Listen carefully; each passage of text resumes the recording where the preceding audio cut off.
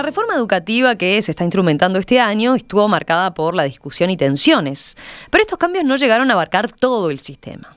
Todavía falta el bachillerato.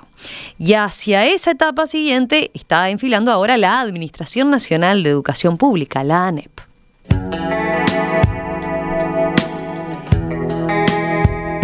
La semana pasada, el Consejo Directivo Central, el CODICEN de la ANEP, aprobó una versión preliminar del Plan para la Educación Media Superior. Allí hay pautas de qué se pretende con esta reforma para lo que hasta ahora conocemos como cuarto, quinto y sexto de liceo y para el bachillerato tecnológico de la UTU. Incluye buscar, por ejemplo, una mayor navegabilidad dentro del sistema, es decir, que el estudiante pueda cambiar de orientación más fácilmente. También aparecen asignaturas nuevas, como una de emprendedurismo y otra de educación en patrimonio. Habría cambios también en la carga horaria de algunas materias, se unificarían ciertas orientaciones y se crearía un bachillerato común que se puede elegir en vez de tener que inclinarse por los tradicionales sexto de ingeniería, sexto de derecho y demás que existen hoy. Ese plan se informó a inspectores y a asambleas técnico-docentes, por lo que muy pronto esta discusión cobrará mayor protagonismo. De hecho, ya aparecieron los primeros roces con actores de la comunidad educativa, como los profesores de filosofía, que alertaron por las propuestas vinculadas con esta materia. Les proponemos ahora un primer acercamiento, por lo menos a esta reforma tentativa del bachillerato. Para eso estamos recibiendo aquí en estudios a Adriana Aristimuño, directora de Planificación Educativa del CODICEN de la ANEP. Adriana, bienvenida. Muchas gracias por la invitación, Romina. Buen día. Buen día. Bueno, a ver, es un documento muy completo el que presentaron el otro día porque tiene 106 páginas. 106, ahí está, sí. 106 páginas. Para hacer una breve introducción, a ver, tuvieron en cuenta dentro de lo que hacen como marco de presentación, digamos, que lo llevó a instrumentar estos cambios, lo que vienen siendo últimamente los resultados académicos en secundaria. Exacto. Por otro lado, encuestas que le hicieron a alumnos en los últimos 2 años, encuestas a docentes, mesas temáticas con actores sociales, estamos hablando de el sistema político, sector productivo y sindical, académicos, especialistas en educación, la comisión mixta ANEP-UDELAR. Sí. Y después también experiencia internacional. Sí. Algunos países en los que estuvieron estudiando, bueno, ¿en qué está la educación media superior allí? Chile, España, Finlandia. ¿En qué está la educación media superior? Está en asegurar mayor navegabilidad, está en ir bajando el tono de la diversificación. O sea, eso surgió como gran diagnóstico, digamos, de todos estos elementos que yo mencionaba. Sí, en el mundo es así, y eso es parte de los antecedentes que tuvimos en cuenta muy fuertemente.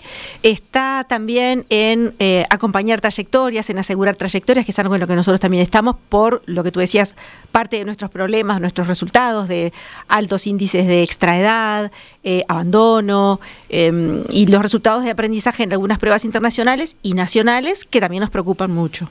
Sí, ahí yo miraba, sin entrar mucho en el diagnóstico, porque ya es lo más conocido, ¿no? Vamos a abocarnos a lo nuevo, pero lo que ya sabemos, ya lo sabemos. A ver, ustedes ahí citan que hoy en día, en el tiempo previsto por el currículum vigente, menos de 1/3 de los estudiantes lograban culminar educación media superior en el tiempo establecido, ¿no? Claro. Se necesitan 5 años más de vida, o sea, hasta los 23 años de edad, para que solo la mitad de ellos haya culminado la educación obligatoria en ese tramo, ¿no? Para las personas y para el país. Para todos es un disparate. Y hay además, se ve allí, se empieza a notar diferencias importantes en los quintiles, ¿no? Claro, como en todo. La educación está muy segmentada socioculturalmente. Así es. Después tomé algunos otros elementos de la evaluación. A ver, ¿qué dicen los estudiantes? Sí, muy bueno. De las encuestas que hicieron se desprende que tienen necesidad de modificar las formas de evaluación, fortalecer y profundizar los acompañamientos en marcha y aumentar la coordinación entre las asignaturas que componen lo que es la malla curricular hoy en día, ¿no? Sí. En menor medida dicen que deberían cambiar las formas de enseñar o algunas asignaturas. De acuerdo. Está muy bueno eso de la vinculación entre las asignaturas, porque es una de las cosas que más estamos enfocando con la propuesta de la interdisciplina y el trabajo por proyectos, porque es una de las cosas que eso propicia. Entonces, justamente una de las cosas que más piden los estudiantes y que muchos docentes, están haciendo, pero digamos que a restos personales o porque se forman por su cuenta o porque les interesa. Hay bastante más de eso en el área científica que en las áreas sociales humanísticas, pero de todos modos, cuando viene prescripto por la propuesta educativa del país, es un gran movimiento hacia ese lugar. Pero me llamó la atención esto que dicen, o sea, que los chiquilines no ponen dentro de las primeras consideraciones la forma de enseñar. Sí. Que es un aspecto que uno tendría que pensar. Sí. O sea, cuando se mira siempre decimos, bueno, lo que pasa que hoy en día no se le da no se le da lo que ellos precisan, no se mantiene el interés de alguna forma, ¿no? Es cierto, pero a la vez también, si te dicen que vincules las asignaturas, tiene que ver con la forma de enseñar, y a la vez también tenés que, por otros sondeos y por lo que hicimos el trabajo con UNICEF, te piden muchísimo el tema de hacer una metodología más activa, es decir, trabajar de manera más activa en el aula. Entonces tiene que ver con la metodología de enseñanza. Entonces, indirectamente también te están diciendo que cambies la forma de enseñar. Eso que es trabajar más en proyectos, en dinámicas grupales, donde tengan participación más activa y no escuchar una clase. Exacto. Romper ese molde pasivo de que uno está escuchando y tomando apuntes, que todos tuvimos en nuestra educación casi siempre.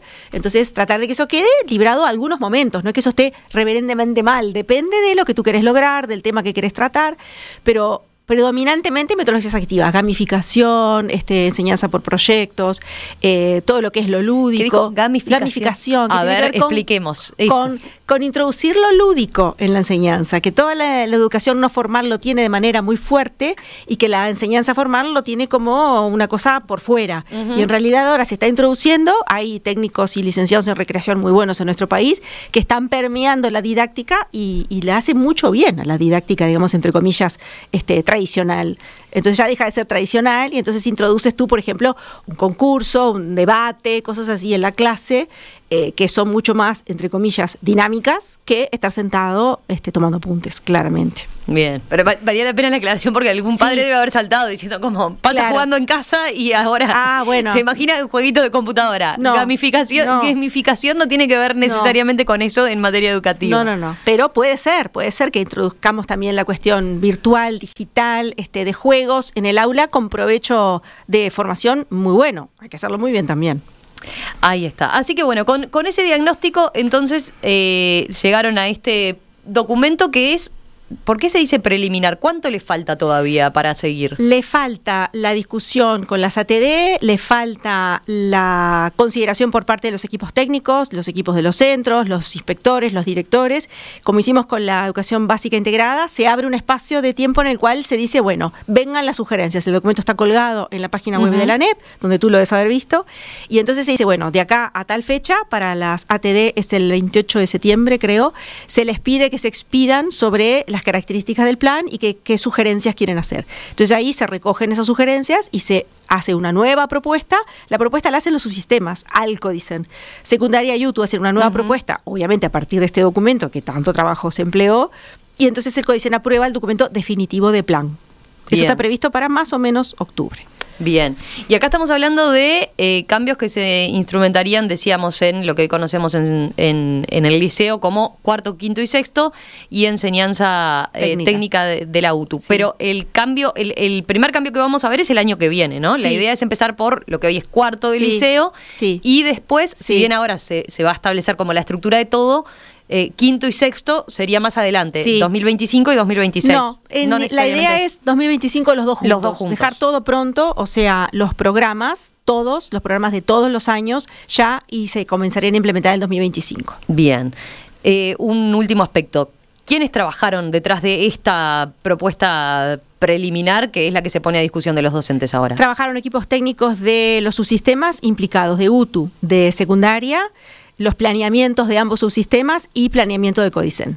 Bien. Éramos más o menos unas 10 personas. Y también contamos con un grupo asesor bien interesante, externo a la ANEP, o mixto, porque algunos eran de la ANEP, pero básicamente era un representante de UDELAR, un representante de UTEC, un representante de los rectores de universidades privadas, un representante de CEIBAL, un representante de CFE, eso ya es ANEP, o sea, de la educación terciaria, de formación docente, y un representante de la terciaria de UTU. ¿Para qué? Para justamente tratar de tenerlos como caja de resonancia ahí, espejo donde mirarnos pensando, bueno, lo que nosotros estamos pensando, diseñando, va a impactar en lo que ustedes, entre comillas, reciben. Entonces, háganos de eco, díganos por dónde vamos, por dónde no deberíamos ir, qué les parece, cómo los afecta, y fue muy interesante ese trabajo. Por siempre esa vieja crítica que hay en los sistemas educativos, ¿no? Que los profesores de liceo se quejan de cómo llegan de la escuela, ¿no? Entonces, y después en la universidad se quejan de cómo llegan de secundaria. Así que, bueno, tratar de evitar eso. Ahora están implicados, entonces tienen tiempo y oportunidad de decirlo. En realidad tuvimos un par de reuniones, pero vamos a seguir trabajando con ellos y es un grupo muy bueno. Y justamente, sobre todo UDELAR, que recibe muchísimos estudiantes y es la universidad más grande del país, está muy interesada en hacer este trabajo en conjunto, porque tiene mucho que ver con el perfil de ingreso de los estudios universitarios. Vayamos ahora sí más a profundizar en las características. A ver, uno de los puntos principales de este cambio del bachillerato es la navegabilidad. Ese es el concepto que usted lo mencionaba. Sí. Esto quiere decir que se simplifica pasar de secundaria a UTU, por un lado, y también cambiar de opción en los grados más avanzados, ¿verdad? Sí, de acuerdo.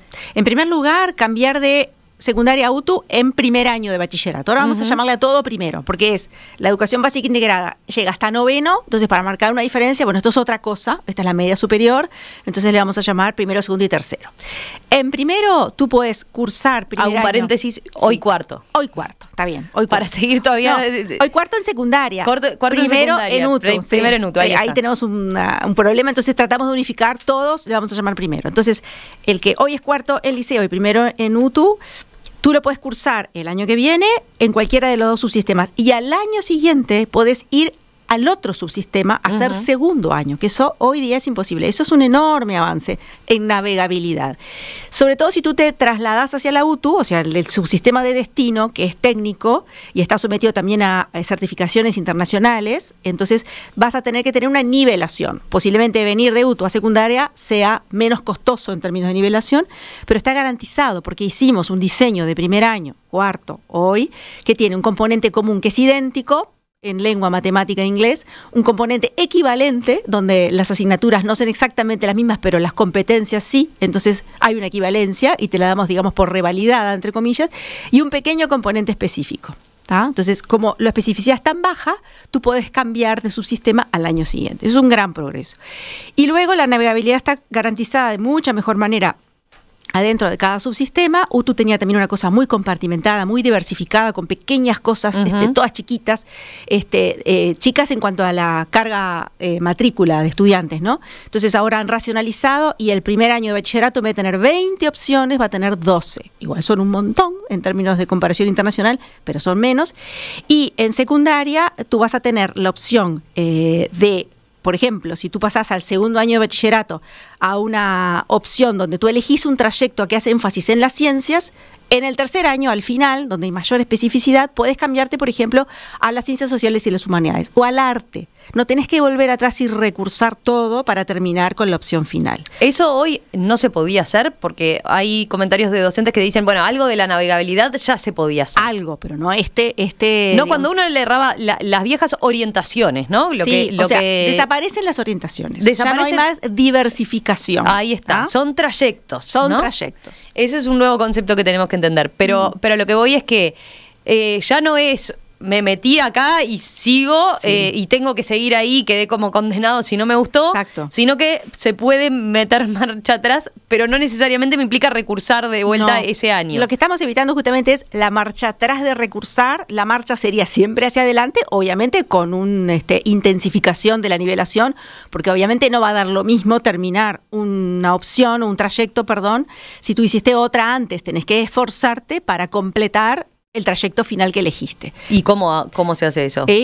Ahora viene la elaboración de un reglamento de evaluación y pasaje de grado, justamente donde vamos a establecer cuáles son esas nivelaciones. O sea que todavía eso es un criterio de navegabilidad curricular. Todavía no está sobre la mesa, puro y duro, cómo lo vamos a hacer. Pero la idea es esa. Bien. ¿Y por qué decía que sí, algo hoy se podía hacer, pero no en este grado tan radical de que tú seguís avanzando siempre? Es decir, no tenés que volver a cursar. La idea es que en paralelo, aprovechando tiempos que hoy de repente no se aprovechan, vamos a ver si febrero o no, en paralelo, o sea, hay que insistir, no va a ser fácil, pero es posible. O sea, que el que quiera cambiarse va a poder. Esto tiene que ver con que un aspecto que tenían detectado respecto a, bueno, que uno tiene que tomar una opción en ese momento de la vida, donde es adolescente, donde no la tiene del todo clara. No, si tú miras en el documento, lo que nosotros utilizamos como antecedentes, en gran parte de los países las decisiones son más tardías. O sea, esta decisión tan temprana que nosotros le hacemos tomar al estudiante uruguayo, en cierta forma fuerza un poco la decisión. Y también tenemos un gran porcentaje de estudiantes que no tenían la decisión, que no tenían una, por llamarle vocación, una definición. Entonces iban como por descarte, evitando aquellas asignaturas que no les gustaban, quien no lo hizo, o obviamente terminando donde no les gustaba, o haciendo una cosa específica que no era lo que querían hacer. Por ahí aparece entonces en el tercer año, el último, donde el currículo es más específico, el trayecto general, que tiene unas asignaturas justamente que te dan herramientas generales para seguir estudiando o para trabajar. Y ese, bueno, ya hablaremos porque iremos por orden para entender a ver los cambios en cada uno de los años. Bien. Está la opción de que ese quede como el bachillerato, digamos, la trayectoria para el indeciso. Exactamente. Es algo así. Porque hoy día hay muchos indecisos, repito, a los que forzamos y a los que de repente les hacemos hacer una opción o hacer una opción diversificada y no terminan. Gran parte del problema es que hay chiquilines haciendo cosas que no les interesa, desmotivados, y ahí tenemos grandes tasas de abandono también. En esto que decía de cómo están trabajando con las universidades también, ¿cuánto van a flexibilizar las propias universidades los requisitos que exigen para que ese estudiante comience primer año? Pienso en que si se flexibiliza todo en educación media superior, pero del otro lado se sigue exigiendo determinadas cosas, ¿qué pasa? Hoy día hay flexibilidad, hay creo que más de un 60% de las carreras de la UDELAR que no te exigen un bachillerato definido, cosa que la verdad que hasta hacer esa investigación precisa no lo teníamos tan claro. Y obviamente va a haber carreras con una especificidad o una cuestión técnica tan aplicada, tan importante, que van a seguir siendo, me imagino, ingeniería te va a seguir exigiendo un bachillerato que tenga una fuerte carga de matemática, física, química, etcétera. Pero va a haber otros que no tenés por qué, digamos, machear un bachillerato con el ingreso. Y eso aliviana mucho la trayectoria, flexibiliza y abre muchos espacios en el sistema, que nuestro sistema es tradicionalmente muy rígido. Ya la UDELAR lo ha hecho, lo seguirá haciendo, y nosotros también tenemos que afinar, cuando terminemos los programas de tercero, ese umbral de salida y entrada, que es el tránsito entre media superior y terciaria, universitaria y no universitaria. Bien, vayamos a otro aspecto, ¿no? ¿Cómo no? Uno de los objetivos, el plan provisorio, por lo menos el documento tal cual se conoce, dice que es que se plantea que la diversificación en el bachillerato busca que el estudiante también pueda continuar estudiando y que pueda acceder al mundo del trabajo, pero que lo fundamental es una formación en clave de ciudadanía. ¿Qué sería eso? ¿Por qué se destaca como la formación en clave de ciudadanía? Y se destaca porque hoy día la ciudadanía es ser alfabetizado en lengua, en comunicación, en tu lengua materna y en una lengua extranjera. Por eso tanta importancia le damos al español, a la lengua, al inglés. Es tener herramientas lógico-matemáticas, todo el pensamiento deductivo, la lógica la aprendés básicamente en matemática y en las áreas científicas más duras tradicionalmente. Y también tenemos muchas asignaturas que te ubican en el mundo social, es decir, la ciudadanía digital, la historia, es decir, la participación. Por eso le damos importancia al tema del emprendedurismo, al tema de la participación y los debates y la argumentación, el pensamiento crítico. Es decir, cuando uno piensa la ciudadanía hoy día, es un ciudadano activo, que participa, que está informado, que ha desarrollado un pensamiento crítico, por eso las competencias están en esos términos, y también que tiene ciertas alfabetizaciones.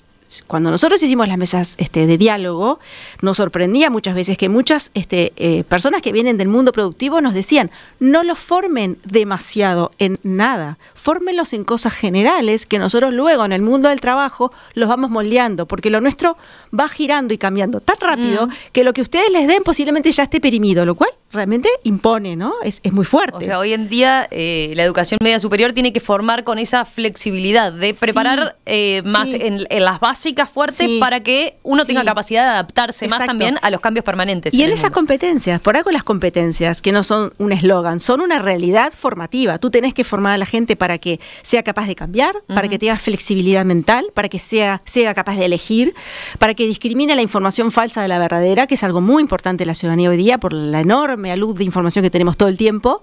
Esas cosas son las que conforman la ciudadanía, que tú tengas herramientas para realmente estar informado, participar, manejarte y tomar decisiones en la vida. Por eso la metacognición, saber cómo aprendo, entender cómo aprendo mejor, cómo aprendo peor, porque voy a tener que seguir aprendiendo toda la vida. Eso es una competencia para desarrollar toda la vida. Esa es la ciudadanía. Vayamos ahora sí a ver en líneas generales por lo menos los principales cambios por año, ¿no? Bien. Lo que hoy es cuarto año, o sea, primer año de bachillerato superior. Quedaría, a ver, 10 materias obligatorias como con un tronco común. En secundaria. En secundaria. Sí. Y luego una optativa, ¿verdad? Sí. Las de tronco común, y ahí se pone énfasis sobre todo en matemáticas, comunicación, que es lengua y cultura literaria. Sí. E inglés. Eso común es entre secundaria y YouTube. Esa es la navegabilidad. Las tres en base común que tienen en ambos subsistemas. Exactamente. Bien.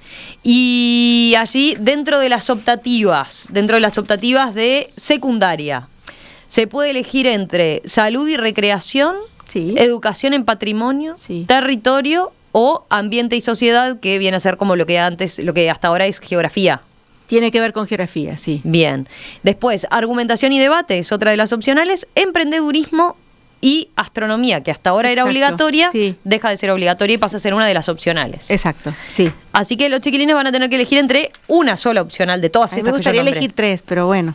¿Y no se va a poder para aquellos que quieran? No, porque hay también un tema de logística y de gestión que es muy complejo de cambiar de un año para el otro. Yo confío en que los subsistemas y el correr del tiempo, los subsiguientes administraciones van a poder flexibilizar aún más el currículo. Hoy por hoy, lo que podemos ofrecer para opcional es una opción para cada chiquilín. Ojalá más adelante se pueda más. Esto realmente es progresivo e iterativo. La idea también es que haya materias con enfoques multidisciplinarios o interdisciplinarios. Sí. ¿Qué implica esto? ¿Podemos bajarlo a tierra? ¿Cómo en algún ejemplo? Por ejemplo, todo lo que tiene que ver con el ambiente puede ser un trabajo mancomunado entre docentes de biología, de química, de historia, porque tú, por ejemplo, puedes salir al barrio y enfrentarte a un tema de vertedero o de basura o de contaminación y lo puedes enfocar desde la física, desde la química, desde la geografía, desde la historia, desde lengua. Yo he visto trabajos interdisciplinarios en el interior presentados así en los territorios que estamos recorriendo y te presentan trabajos muy interesantes de varias asignaturas, a veces son 5 asignaturas, que están trabajando sobre un proyecto en concreto que los chiquines eligieron que tiene que ver con ambiente. Muchísimos trabajos sobre ambiente, hoy. ¿Cómo hacen para coordinar los docentes? Bueno, hoy? Esa es una historia importante. Se reúnen, planifican juntos, se reparten tareas, algunos están de a 2 o de a 3 en el aula, otros lo hacen simplemente estando de a 1, pero abordando cada uno en su espacio curricular una parte, haciendo salidas didácticas juntos, los docentes con esos estudiantes por algo que tiene que ver con el proyecto. Eso está ocurriendo en muchos centros educativos hoy, en la transformación, en la que empezó este año, y también en donde no empezó la transformación en el bachillerato. Es algo que ya está ocurriendo. ¿Tienen tiempo los docentes para planificar en conjunto, por ejemplo? Tienen tiempo, tienen escaso tiempo. Ojalá tengan más.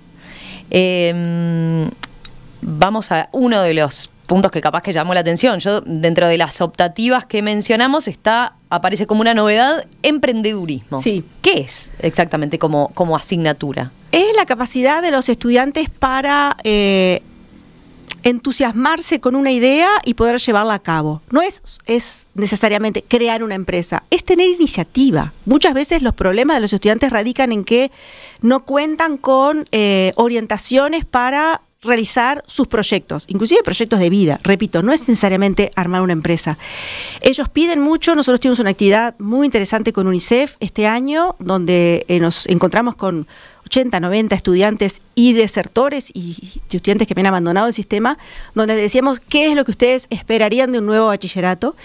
Y ellos justamente pedían poder elegir más, poder decidir más y poder hacer más cosas, poder emprender. Nosotros vemos que hoy el mundo, la gente joven tiene iniciativas, instala cosas, hace cosas solo y eso en el liceo te dicen, no te lo enseñan, o sea, te enseñan las cosas como ya dadas, nos decían.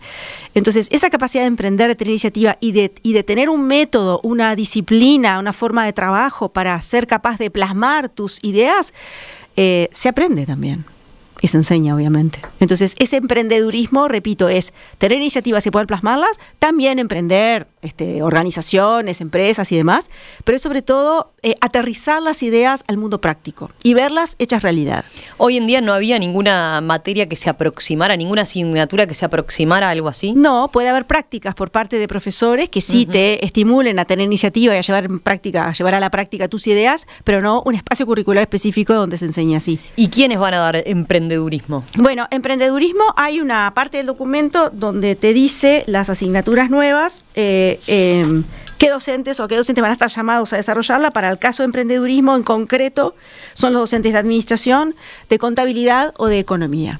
Cualquiera de los tres grupos de docentes van a estar llamados a tomar estas horas. Bien, si seguimos ahí en hoy cuarto, mañana, a partir del año que viene primero. Sí. ¿Por qué astronomía deja de ser obligatoria? Eso, por ejemplo, es un aspecto que ha causado discusión, que ha llevado a un planteamiento de la Asociación de Profesores de Astronomía del Uruguay y la Sala de Docentes de Astronomía. A ver, astronomía en otros países es parte de geografía. En realidad, astronomía como unidad curricular propia en muy pocos países del mundo existe. Eso para ponernos en un escenario afuera de la realidad actual, es decir, uno va a dar cosas como naturales y en realidad quizás son producto de la historia que se fueron dando de esa manera. La astronomía tiene mucha importancia en el mundo, tiene mucha importancia en Uruguay, tenemos unos observatorios importantísimos, el del IABA, en lo personal lo conozco, es brutal, es precioso. Y ahora, la astronomía puede ser una materia optativa o obligatoria. No hay ninguna prescripción, no hay ningún principio epistemológico que nos diga que esto tiene que ser electivo u obligatorio. Simplemente esa asignatura en este plan se decidió que sea elegible. Porque los docentes plantean que el desarrollo, que la astronomía puede contribuir con el desarrollo de varias competencias a los estudiantes y aseguran que incluir la asignatura como obligatoria garantiza que todos los estudiantes accedan a la posibilidad de entender el mundo y su entorno como un todo. Sin duda, la astronomía puede contribuir a que los estudiantes entiendan el mundo como un todo, estoy totalmente de acuerdo, y contribuye al logro de muchas competencias, y estoy segura que muchos estudiantes la van a elegir. Además, el hecho de que esté como elegible no quiere decir que los docentes no van a tener sus horas. Los docentes van a elegir las horas y los estudiantes van a elegir después. O sea que hay una garantía laboral que implica también un esfuerzo para la administración, para los docentes de astronomía. Repito, no hay ninguna decisión epistemológicamente fundada para que eso sea elegible. Simplemente se colocó como elegible entre otras, nada más. ¿Qué pasa en eso, ya que lo mencionó? Por ejemplo, acá estamos mencionando 10, las optativas son 6. ¿En todos los centros educativos van a estar esas 6 optativas disponibles? No, porque ahí depende de cómo se distribuyan después los chiquilines, ¿no? Porque hoy, claro. ¿Qué intereses tienen por una materia u otra? Depende de las capacidades locales. En el interior seguramente no vas a poder ofrecer las 6, como tampoco sucede hoy día en los talleres opcionales de la UTU. Es decir, todo depende de las personas, los docentes que tú tengas y que elijan en el entorno del centro educativo, también de la capacidad locativa, es decir, esto va a estar, como decimos, en el marco de la autonomía curricular del centro. Cada centro va a elegir cuáles va a ofrecer. Lo que sí se trató de garantizar, y lo dice el documento, es que cada grupo de estudiantes elija una optativa. Es decir, va a haber tantas optativas en los centros educativos como grupos. No es que va a haber entonces una sola optativa y todos van a hacer lo mismo, obviamente no, sino que va a haber, si hay 4 grupos, 4 optativas. Bien. Hacemos una pausa y enseguida hablamos de filosofía otra de las materias que ha dado que hablar, y después de cómo queda el resto, ¿no? Ahí estábamos por ahora en lo que es este primer año, qué pasa con segundo, qué pasa con tercero, cómo son esas hoy en día llamadas orientaciones y cómo cambian esas nuevas trayectorias entonces. Bien. Hoy estamos hablando de educación, concretamente el gobierno avanza en la reforma del bachillerato con la idea de comenzar a implementarla el año próximo.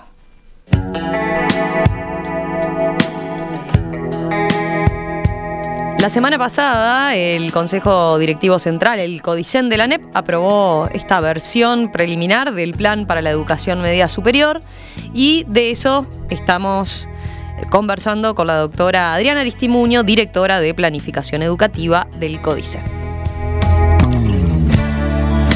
Bueno, veíamos algunos aspectos generales de por dónde va la intención de este cambio. Primer año, ¿qué implica primer año de educación superior?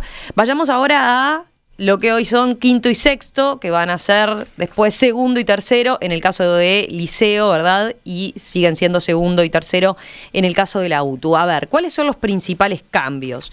Si interpreté bien, por ejemplo, en segundo año hay 7 materias de tronco común, ¿no? Sí. Y luego las de trayecto específico, que son las que hoy en día llamamos orientaciones. Exacto. Pasan a llamarse trayecto. Sí.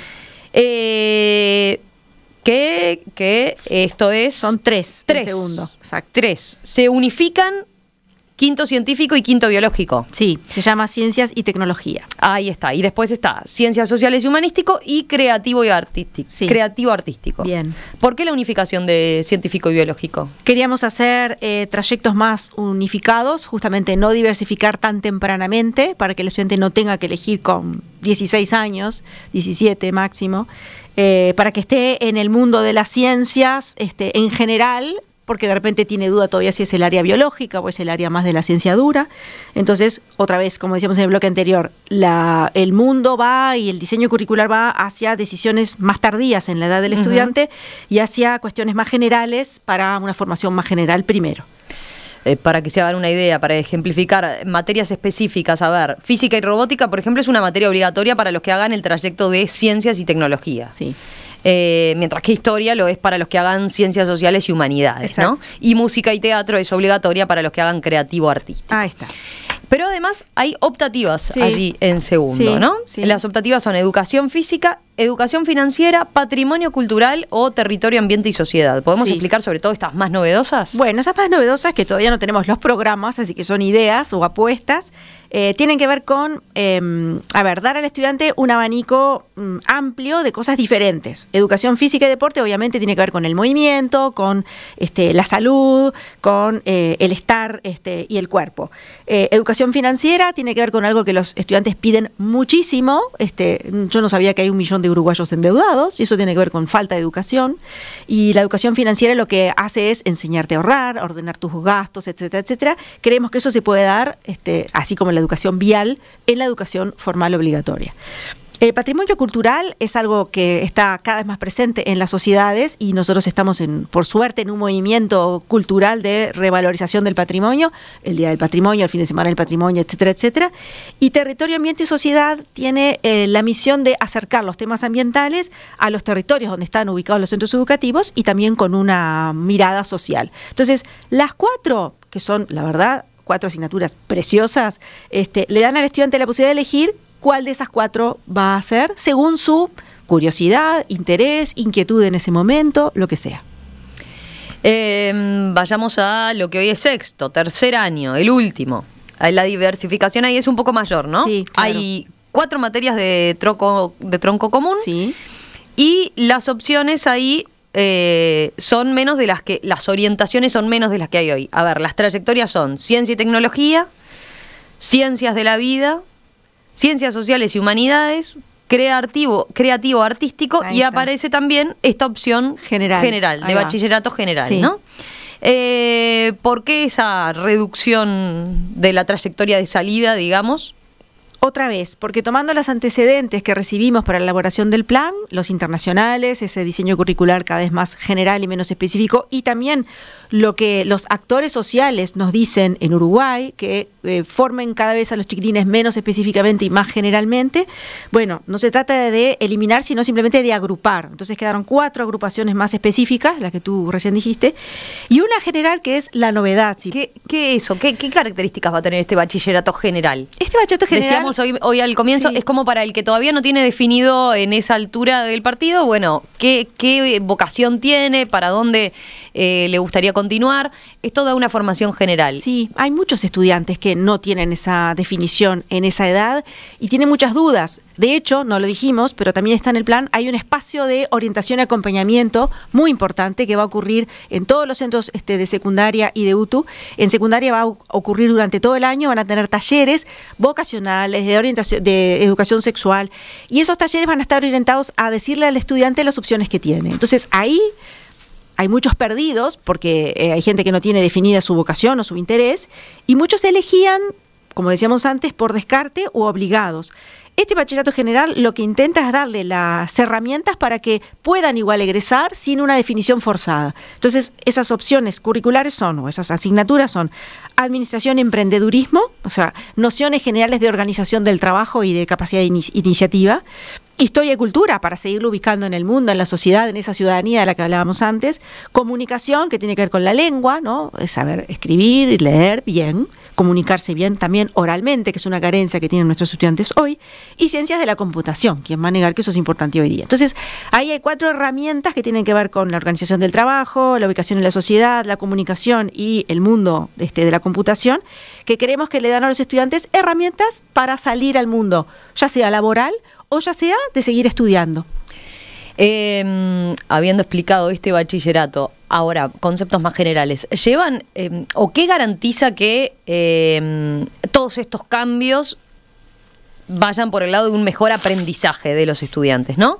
Porque hay aspectos que han aparecido de, bueno, esto en definitiva pueden ser cambios de nombre, reacomodo de piezas, ¿no? De horas docentes, pero ¿cómo garantizamos que esto efectivamente se concreta en mejores aprendizajes? Exacto. Quien hace esa pregunta sabe que lo curricular no se agota en los planes y los programas, y es así. Lo que estamos trabajando también es en hacer unos programas que prescriban metodologías. En este momento, la semana pasada, se reunieron más de 100 personas de los subsistemas implicados de secundaria y de UTU y gente del CODICEN de planeamiento y de diseño curricular para empezar a diseñar esos programas. ¿Qué tienen esos programas del bachillerato? Que obviamente van a ser provisorios, tanto como el plan, hasta que se apruebe el plan, y luego los programas en forma definitiva. Van a tener criterios de organización que tengan que ver con, bueno, cuáles son las competencias que los estudiantes van a cumplir, entonces cuáles son las metodologías de enseñanza que van a servir mejor al logro de esas competencias. Por eso se empieza por el plan. Claro, claro, el plan es como, digamos, la estructura. La estructura básica y sí, después se baja con... Pero los programas. Digo porque ese es un aspecto que aparece, ¿no? Sí. Bueno, y esto se habla, pero después en qué va ahora, directamente relacionado. Ahora, ya están empezando a trabajar en esos programas. Sí. Los programas te van a decir, bueno, yo en historia, en determinado grado, quiero lograr estas competencias, y para lograr esas competencias, que tienen que ver con el pensamiento crítico, el pensamiento científico, con la comunicación, con la metacognición, con lo que sea, voy a desarrollar estas actividades con estos contenidos imprescindibles, porque obviamente todo esto tiene que ver con contenidos, y ahí está, por ejemplo, si estoy en historia, estos contenidos de la historia que yo elijo van a servir a esos logros de aprendizaje de los estudiantes. Y hay recomendaciones metodológicas importantes también para los docentes. Otra vez, lo de las metodologías activas. ¿Qué quiere decir esto? Bueno, es como un puzzle, ¿no? Yo quiero lograr aquellas competencias, tengo estos contenidos, tengo estas metodologías y tengo que poner en marcha estas dinámicas en la clase para lograr que los estudiantes logren esto. Y esa es la elaboración del programa, que es una labor artesanal, técnica, preciosa y compleja. Por eso lleva, por lo menos vamos a demorar agosto, septiembre y principios de octubre en hacer estos programas. Un aspecto que ha aparecido también dentro de los cambios que no comentamos. ¿Qué pasa con filosofía? Que nos olvidamos de mencionarlo anteriormente. Filosofía está en primero, el viejo cuarto, está en segundo y está en tercero.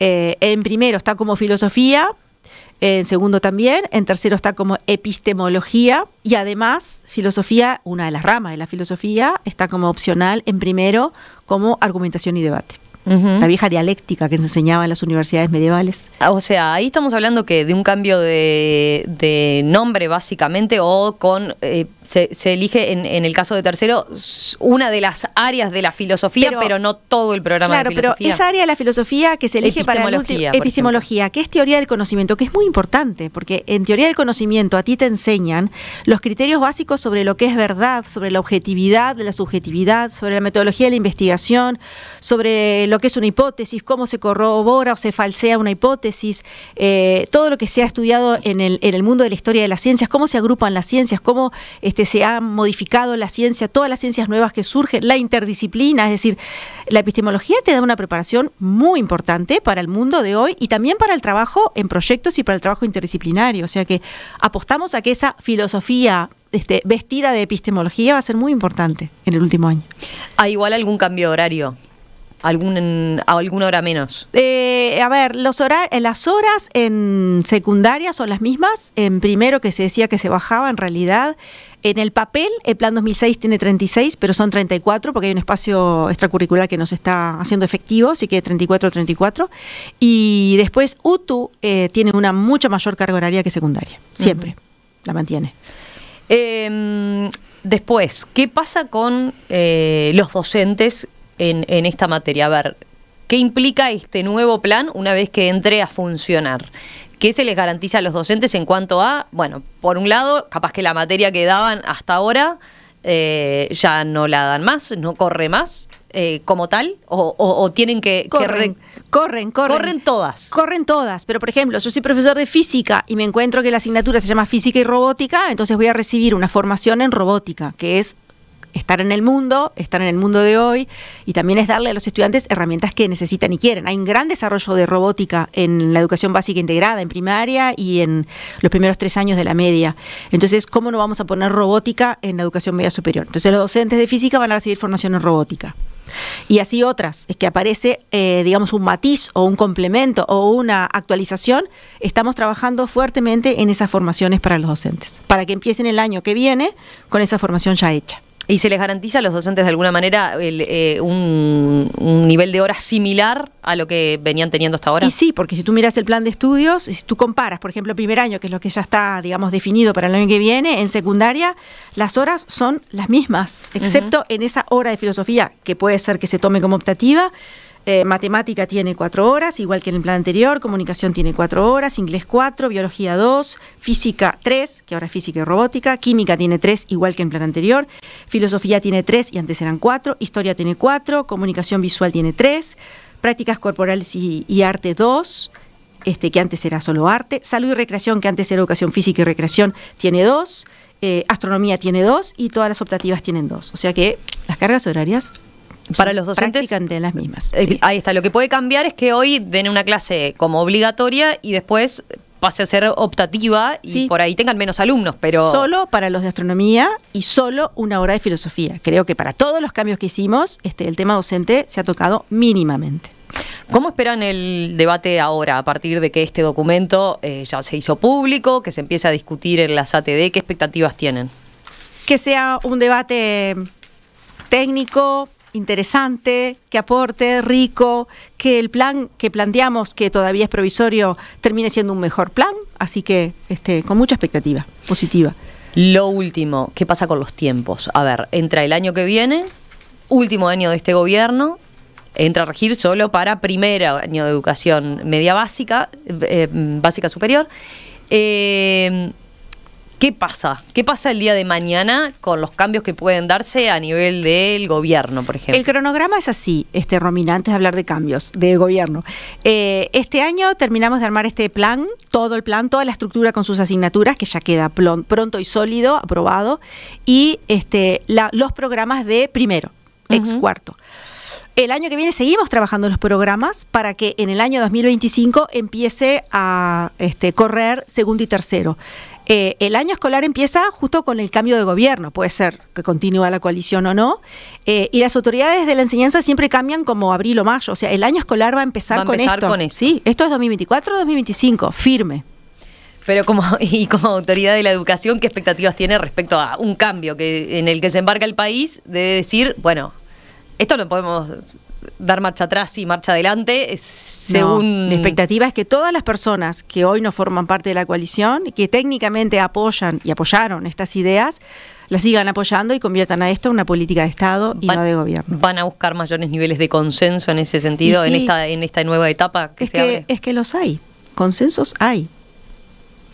Adriana Aristimuño, directora de Planificación Educativa del CODICEN de la ANEP, gracias por estos minutos esta mañana. Gracias a ti por esta espacio. Muchas gracias.